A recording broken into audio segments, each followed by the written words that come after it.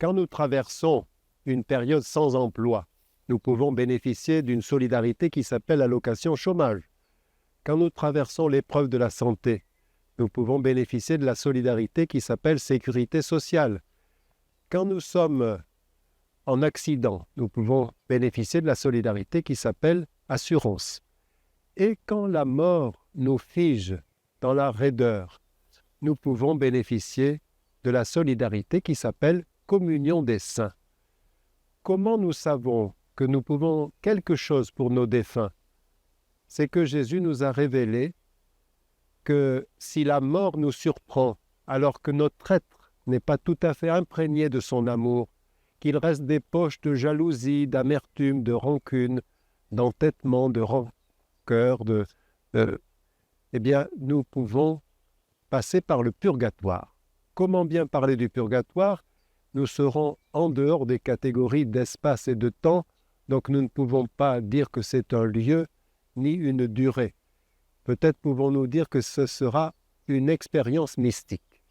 Mais le purgatoire est un des signes du grand projet du Seigneur. Quel est son projet? C'est d'abord que nous le voyions face à face, parce que nous serons semblables à lui, et que nous soyons en communion intime avec lui et en communion avec ces milliards d'enfants, sauf ceux qui se seront entêtés, qui ont préféré le mensonge jusqu'au bout. Alors que nous soyons en union intime avec le Seigneur et en union intime avec les autres, on devine que ce sera un grand miracle. Parce que ici-bas, même nos amitiés les plus fortes, même nos amours les plus tendres, traversent toujours des périodes de malentendus, de tensions, d'agacement. Donc le Seigneur fera un grand miracle. Et quand on regarde les miracles de l'Évangile, on s'aperçoit qu'il y en a que Jésus a refusé. Par exemple, transformer des pierres en du pain. Quel mal y aurait-il eu? Transformer des pierres en du pain. Ou bien descendre de la croix. Quel mal y aurait-il eu que le Fils de Dieu arrache ses clous et paraisse tout conforme? Ou bien encore, sauter du haut du temple sans parachute, comme le diable lui proposait. Il n'y avait pas de problème, sauf qu'il n'y avait pas la participation de l'homme. Dieu ne veut pas nous sauver par un décret divin déclarant une amnistie générale, considérant que, vu les circonstances atténuantes, tout le monde peut entrer au paradis. Nous ne sommes pas sauvés par ce décret, mais par une alliance. Et le Seigneur veut que nous coopérions à notre salut et au salut des autres.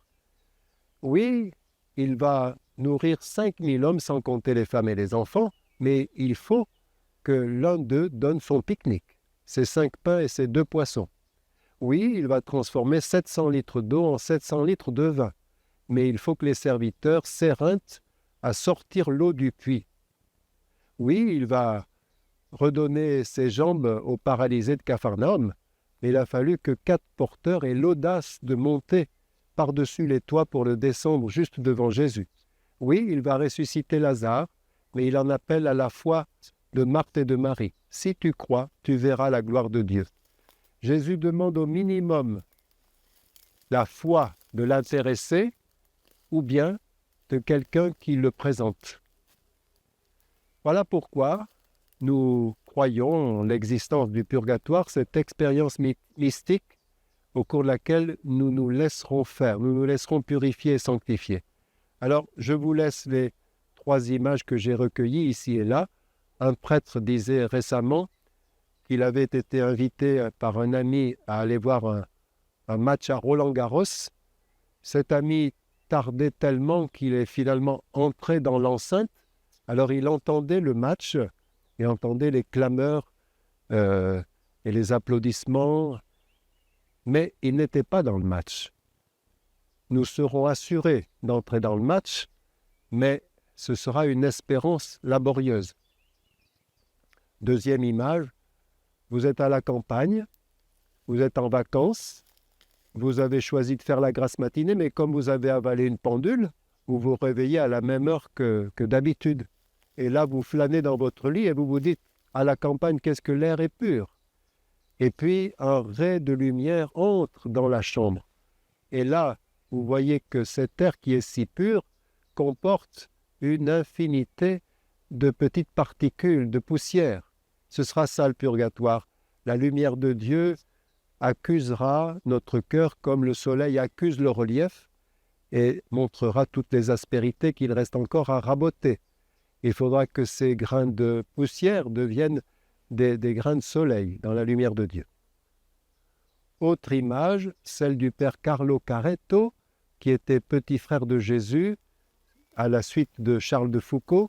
Il a passé beaucoup de temps au Sahara, il a circulé beaucoup en jeep, et il raconte que un jour qu'il traversait, c'était midi, il faisait très très chaud, il a décidé de s'arrêter, de se mettre à l'ombre de grands rochers pour une bonne sieste. Seulement voilà, il avait dans la matinée hésité à donner au moins une de ces deux couvertures à un esclave des Touaregs qui grelottait de froid. Et il gardait un peu ce scrupule. Deuxièmement, dans l'endroit où il avait décidé de faire la sieste, il voit deux vipères. Il prend son fusil et d'un seul coup les tue toutes les deux. Seulement, cet événement le trouble un petit peu. Il avait lu aussi qu'il y a 2 mois, un targué avait été écrasé par un bloc de rocher comme celui auprès duquel il se trouve. Tout ça l'empêche de s'endormir sereinement et puis tout à coup il entre dans un cauchemar, il voit le rocher s'effondrer sur lui. Il se croit mort, mais non, il est encore vivant, simplement il ne peut pas bouger du tout. Il aperçoit le targué à qui il a refusé la couverture. Et la couverture, jusque-là, il n'en a plus besoin maintenant. Donc il essaye de tendre la main pour la donner à l'esclave des Touaregs plutôt, et il ne peut pas. Et le père Carlo Caretto dit « Je pense que j'ai fait l'expérience du purgatoire. Je verrai tout ce que j'aurais dû faire, tout ce que j'aurais pu faire, et je ne pourrai pas le faire. » La conclusion, c'est que, voilà, travaillons à éviter le purgatoire en priant, en agissant pour ceux qui y sont et qui vivent cette espérance laborieuse.